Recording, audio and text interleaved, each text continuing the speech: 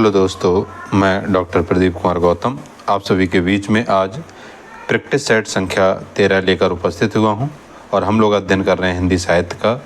और हिंदी साहित्य के अंतर्गत जो ये आगामी परीक्षाएं होने वाली हैं, जिसमें TGT, PGT, assistant professor Haryana और यूपीएचईएससी का और जेडीसी, इन सभी के लिए बहुत ही महत्वपूर्ण है। तो चलिए हम लोग देखते हैं कि आज के प्रैक्टिस सेट में हमने कौन से प्रश्नों को रखा हुआ है। पहला प्रश्न है, हिंदी कोश में सर्वप्रथम कौन सा शब्द आएगा? हिंदी शब्दकोश में सर्वप्रथम कौन सा शब्द आएगा? तो आप लोगों को ये हमेशा ध्यान रखना है कि हिंदी जो कोश है, हिंदी जो शब्दकोश है, उनका अध्ययन ज़रूर कर लेना है, क्योंकि बहुत अधिक बार ये पूछा जाता है कि किस तरीके से। अगर हम लोग हिंदी इसमें देखें तो इसमें सबसे पहला जो हिंदी शब्दकोश है उसमें क्या आ जाएगा? अंकन आ जाएगा। अगर हम लोग देखें तो इसमें जो हिंदी शब्दकोश है उसमें सबसे पहले क्या है? अंग को रखा गया है, ठीक है ना। फिर इस चांद बिंदु वाले अंक रखा गया है, फिर आहा को रखा गया है, ठीक है। फिर इसके बाद आ आता है। तो आप लोगों को हमेशा ध्यान रखना है कि अगर शब्दकोश में कहीं पर भी दिया गया है तो अंग जो सबसे पहले आएगा, फिर ये और फिर जाके कहीं आ आएगा। तो ये बात हम लोगों को क्या करनी है? ध्यान रखनी है। चलिए अगला प्रश्न हम लोग देखते हैं। अगला प्रश्न है, वे शब्द जिनके सार्थक खंड ना हो सकें उन्हें कहते हैं। मतलब वे शब्द जिनके सार्थक खंड ना हो सके उन्हें कहते हैं। तो उन्हें क्या कहते हैं? उन्हें रूढ़ कहते हैं या मूल कहते हैं, क्योंकि उनके जो है खंड नहीं हो सकते हैं। अब रूढ़ होता क्या है? रूढ़ वे शब्द हैं जिन्हें दो सार्थक खंडों से विभक्त नहीं किया जा सकता। जैसे राम है, तो अगर हम लोग देख लें यहाँ पर, जैसे मान लीजिए राम है, तो राम को अगर हम लोग देखें तो अगर इसको हम लोग खंडित करेंगे तो दोनों का अर्थ जो है नहीं रहेगा, मतलब अर्थ सही नहीं रहेगा। और इसके विपरीत अगर हम लोग देखें, जैसे यौगिक होता है, तो यौगिक क्या होते हैं? दो या दो से अधिक शब्दों से मिलकर बनते हैं और उनके खंड हो सकते हैं। जैसे हम लोग देखें तो जैसे आपका होता है मलाईदार, तो मलाई अपना अलग है और दार अलग है, तो मलाईदार का मतलब हमें समझ में आ जाता है, बोट दाता, बोट को देने वाला, तो ईश्वर प्रदत्त, ईश्वर द्वारा प्रदत्त। तो ये हम लोगों को ध्यान रखना है। अगला प्रश्न है, हरिदास संप्रदाय को अन्य नाम से भी पुकारा जाता है। यह नाम है कि हरिदास संप्रदाय को किस नाम से पुकारा जाता है? तो हरिदास संप्रदाय को क्या कहा जाता है? सखी संप्रदाय कहा जाता है। हम लोगों को बहुत अच्छे से ध्यान रखना है, क्या कहा जाता है? सखी संप्रदाय कहा जाता है। और अगर हम लोग इसमें देखें कि इसकी संस्थापक कौन थे, इसकी स्थापना किसने की ही थी, तो इसकी स्थापना स्वामी हरिदास जी ने की थी। किसने? स्वामी हरिदास जी ने की थी। तो हम लोगों को ये ध्यान रखना है, ठीक है। अगला प्रश्न हम लोग देखें तो अगला प्रश्न है, भाषा विज्ञान की दृष्टि में प्रयत्न लाघव का अर्थ है। क्या है? प्रयत्न लाघव का अर्थ है।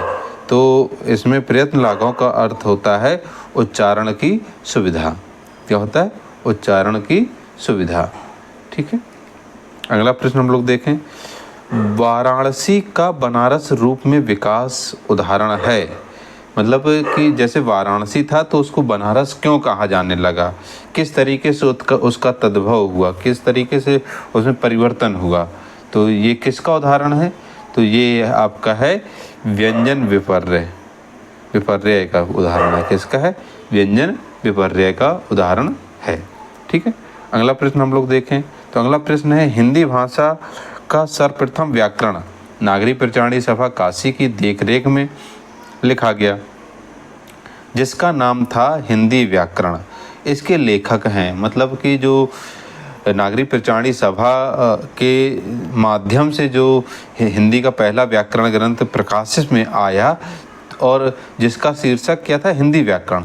तो वो किसने लिखा? तो अगर हम लोग इसको देखें तो यह जो है आपका लिखा है कि इन्होंने कामता प्रसाद गुरुजी ने। और इसके लिए अगर हम लोग देखें तो इसमें इसके लिए जो है महावीर प्रसाद द्विवेदी जी क्या करते, महावीर प्रसाद द्विवेदी जी ने इसके लिए क्या की थी, सिफारिश की थी। क्या की थी, सिफारिश की थी। किससे, श्याम सुंदर दास जी से। श्याम सुंदर दास जी से इन्होंने सिफारिश की थी कि व्याकरण का जो काम है वो जो है कौन, कामता प्रसाद गुरुजी बहुत अच्छे से कर सकते हैं, ईमानदारी से कर सकते हैं। इसलिए जो है हम लोगों को ये ध्यान रखना है कि ये जो है किसका है, कामता प्रसाद गुरुजी का है। अगला प्रश्न है, आज समाचार पत्र के संस्थापक कौन थे? तो आज जो समाचार पत्र के संस्थापक कौन थे? तो अगर हम लोग देखें तो इसके संस्थापक जो है थे शिव प्रसाद गुप्त जी। कौन थे? शिव प्रसाद गुप्त जी इसके क्या थे, संस्थापक थे। अगर और हम लोग देखें तो ये जो है कब, आज समाचार जो पत्र है वो 5 सितंबर, कब, 5 सितंबर आपका 1920 ईस्वी में, क्या 1920 में जो है क्या किया गया था, इसको स्थापित किया गया था। और ये कहाँ से प्रकाशित होना शुरू हुआ था? तो हुआ था वाराणसी से। इतने बिंदुओं को हम लोगों को ध्यान रखना, ये परीक्षा के दृष्टि से बहुत महत्वपूर्ण है कि आज समाचार पत्र के संस्थापक कौन थे? तो शिव प्रसाद गुप्त जी थे। ठीक है, पहला प्रश्न। दूसरा, इसकी स्थापना कब हुई थी? तो 5 सितंबर 1920 को। कहाँ से शुरू हुआ? वाराणसी से। अगला प्रश्न है, तीसरी सत्ता उपन्यास के लेखक का नाम है। तीसरी सत्ता उपन्यास के लेखक का नाम क्या है?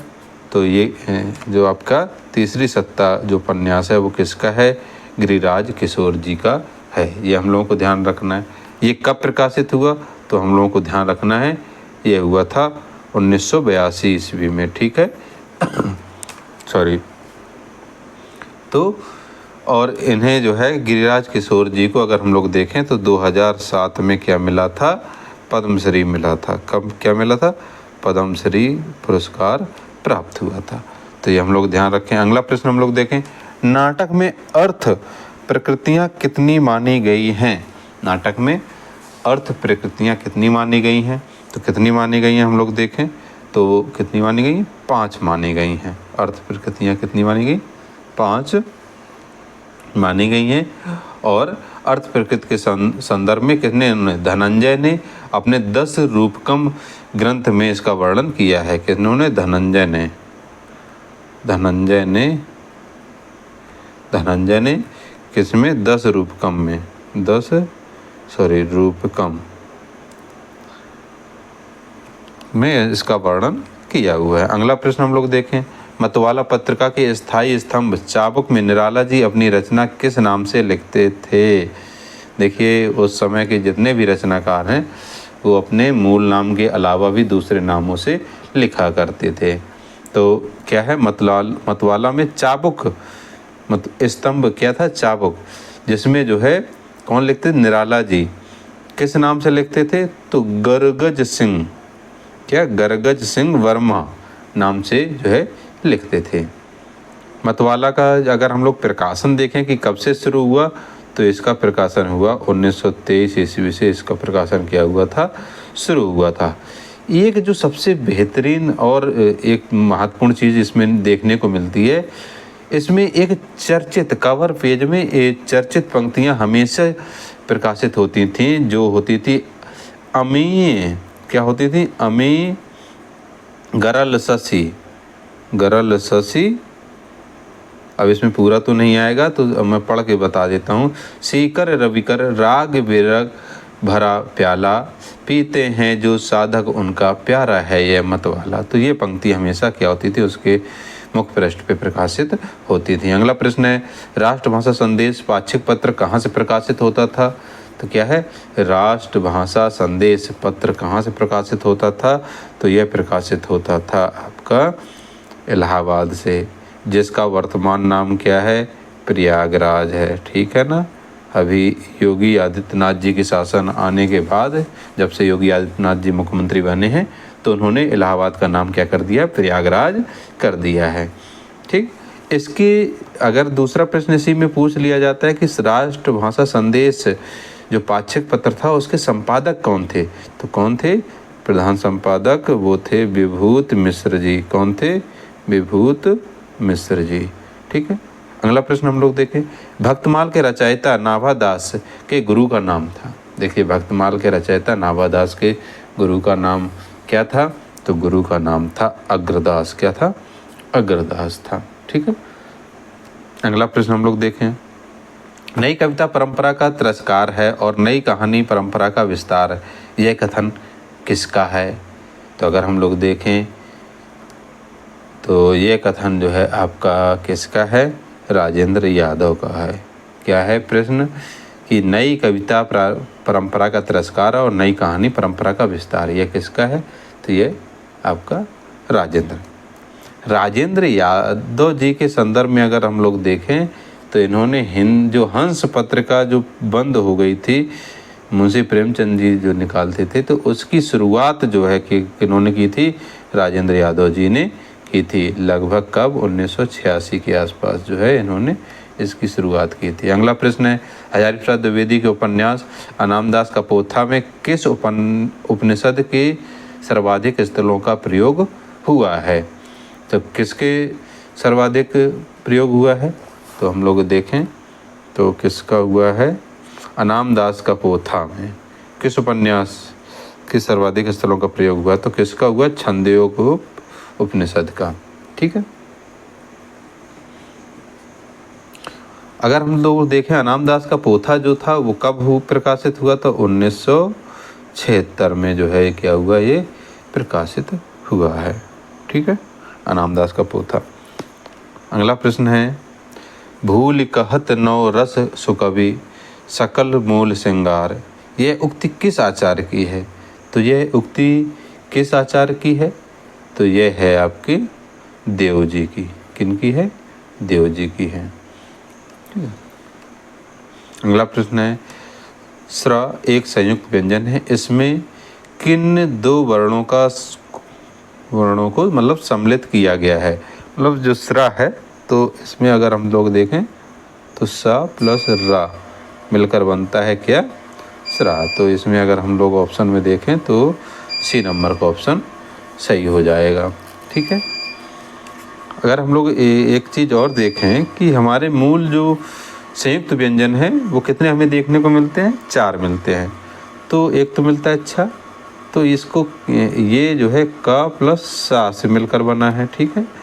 एक होता है त्रा, तो ये मिलकर बना है ता प्लस रा। ठीक है। एक है ग्या, तो ये मिला है ज प्लस इया। ठीक है। और हम लोगों ने सा देखा ही है, तो सा प्लस रा मिलकर बना है सिरा। तो ये जी चीज़ आप लोग क्या कीजिएगा? ध्यान रख लीजिएगा, ये कई बार पूछ लिया जाता है। अगला प्रश्न है, वर्तनी की शुद्धता को ध्यान में रखते हुए नीचे दिए गए विकल्पों में कौन शुद्ध है? तो यहाँ पर थोड़ा सा शुद्ध हो गया है, तो आप लोग ध्यान रखिएगा कौन सा शुद्ध है। तो कवित्री, ये देखिए गलत है, ये भी गलत है, ये भी गलत है। तो डी ऑप्शन क्या हो जाएगा? सही हो जाएगा। अगला प्रश्न है, शंबुक वध के रचनाकार हैं। तो शंबुक वध के रचनाकार कौन है? शंबुक वध के रचनाकार हैं कौन? जगदीश गुप्त जी। ठीक है। और अगर हम लोग देखें तो ये जो है एक तरीके से बहुत ही चर्चित जो है रचना है, और दलित साहित्य की मुख्य दलित साहित्य में जो शंबुक का वर्णन मिलता है और शंबुक ऋषि जी की किस तरीके से हत्या हुई उसका जो है जिक्र किया गया है। अगला प्रश्न हम लोग देखें, स्वरों के उच्चारण में लगने मात्रा वाले समय को कहते हैं। मतलब स्वरों के उच्चारण में जब अधिक समय लगता है तो उसको क्या कहा जाता है? तो उसको क्या कहा गया है? मात्रा ही कहा गया है। ठीक है। अगला प्रश्न है, जमुन जल तुम काव्य के रचनाकार हैं। जमुन जल काव्य के रचनाकार कौन हैं? तो इसके रचनाकार हैं केदारनाथ अग्रवाल जी। ठीक है। अगला प्रश्न है कल्पांत शब्द में कौन सी संधि है? तो अगर हम लोग देखें तो कल्पांत में क्या हो जाएगा, अगर हम पहले इसका संधि विच्छेद देखें तो हो जाएगा कल्प धन अंत। ठीक है, तो इस तरीके से अगर हम लोग देखें तो यहाँ पर आ है, यहाँ पर भी आ है, मिलकर हो गया बड़ा आ, तो यहाँ पर क्या हो जाएगा, दीर्घ संधि का उदाहरण है ये। ठीक है। अगला प्रश्न है मोम सा तन घुल चुका अब दीप सा मन जल चुका है, उपयुक्त पंक्तियों में कौन सा अलंकार है? तो इसमें अगर हम लोग देखें तो इसमें कौन सा अलंकार है? तो इसमें जो है देखा जाए मोम सा तन घुल चुका है अब दीप सा मन जल चुका है, पूर्ण उपमा मतलब पूर्णता की बात जो है यहाँ पर दिखाई देती है, इसलिए उपमा में भी पूर्ण उपमा हो जाएगा। अगला प्रश्न है कोठरी की बात कहानी अद्भुत है, इसके लेखक हैं, मतलब कोठरी की बात किसकी रचना है? तो यह जो है आपकी किसकी रचना है? अज्ञेय जी की रचना है। किनकी है? अज्ञेय जी की रचना है। आगे हम लोग देखें, अगर हम लोग देखें कोठरी की बात की, तो कोठरी की बात जो है कब प्रकाशित हुआ था? ये हुआ था 1945 में, तो ये हम लोग ध्यान रखें। अगला प्रश्न हम लोग देखें पहला गिरमिटिया उपन्यास के लेखक हैं, तो पहला गिरमिटिया उपन्यास के लेखक कौन है? तो पहला गिरमिटिया उपन्यास के लेखक हैं गिरिराज किशोर जी। ठीक है, तो ये जो है बहुत ही महत्वपूर्ण रचना है और इन्हें जो है 1992 में, कब? 1992 में साहित्य अकादमी मिल चुका है। क्या मिल चुका है? साहित्य अकादमी प्राप्त हो चुका है, ये बिंदु हमें ध्यान रखना है। ठीक। अगला प्रश्न हम लोग देखें निम्नलिखित में से कौन सी कहानी पंडित चंद्रधर शर्मा गुलेरी कृत नहीं है? तो देखिए हम लोग देखें सुखमय जीवन इन्हीं का है, बुद्धू का कांटा इन्हीं का है, 11 वर्ष का समय रामचंद्र शुक्ल जी का है। किनका है? रामचंद्र शुक्ल जी की कहानी है, उसने कहा था इन्हीं का है। ठीक, तो इस तरीके से जो है इनकी कौन सी नहीं है, तो ये हो जाएगा 11 वर्ष का समय। अगला प्रश्न है निम्नलिखित में से किस शब्द की वर्तनी अशुद्ध है? तो किसकी अशुद्ध है? हम लोग देखें तो ज्योत्सना, श्रृंगार, उज्ज्वल, अध्यात्म।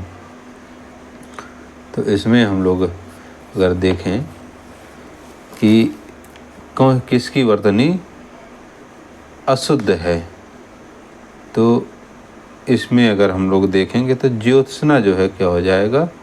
गलत हो जाएगा। क्या हो जाएगा? ज्योत्सना यहाँ पर क्या हो जाएगा? गलत हो जाएगा। वैसे अगर एक तरीके से देखा जाए तो ज्योत्सना भी यहाँ पर ज्योत्सना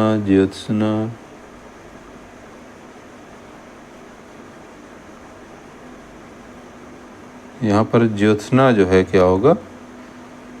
यहाँ अगर हम लोग देखें तो ऑप्शन थोड़ा गड़बड़ा गए हैं। इनमें से देखा जाए तो पूरे के पूरे क्या हैं? शुद्ध हैं। क्या हैं? शुद्ध हैं सभी, एक तरीके से देखा जाए तो।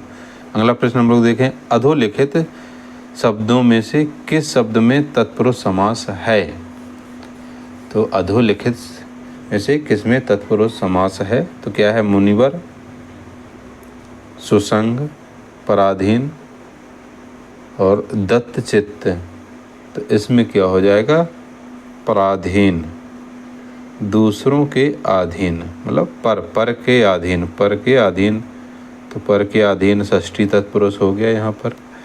तो अगर अगला प्रश्न हम लोग देखें किस रस का स्थायी भाव जुगुप्सा है? तो किसका है जुगुप्सा?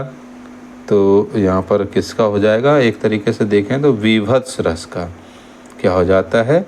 जुगुप्सा हो जाता है, चूँकि विभत्स में घृणा का भाव जागृत होता है या जुगुप्सा, तो इसी को घृणा ही बोला गया है और जुगुप्सा ही बोला गया है, तो इसका क्या हो जाएगा? बी नंबर सही हो जाएगा। अगला प्रश्न है कारण के बिना कार्य के होने का वर्णन होने पर कौन सा अलंकार होता है? कारण के बिना कार्य के होने तो कौन सा होता है?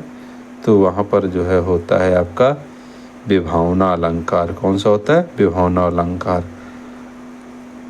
इसका उदाहरण में हम लोग देखें तो बिनु पग चले सुनई बिनु काना, मतलब कारण के बिना कार्य अगर संभावना कार्य हो जाए तो वहाँ पर क्या होता है? विभावना अलंकार होता है। जिस तरह हम बोलते हैं उस तरह तू लिख, और उसके बाद भी हमसे बड़ा तू दिख, और प्रयुक्त पंक्तियों के रचनाकार हैं।